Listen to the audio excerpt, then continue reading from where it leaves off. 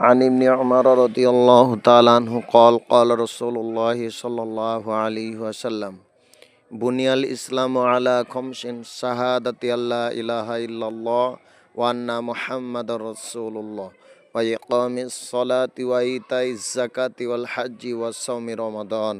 أو كما قال رسول الله صلى الله عليه وسلم।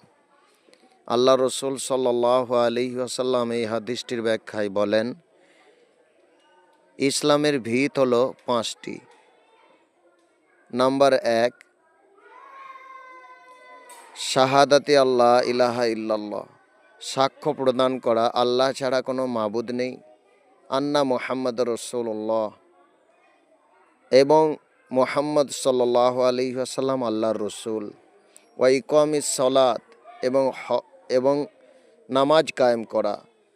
ওয়া ইতাইস যাকাত, এবং যাকাত আদায় করা, ওয়াল হাজ্জি, এবং হজ করা, ওয়া সাওমি রমাদান, এবং রমজান মাসে রোজা আদায় করা।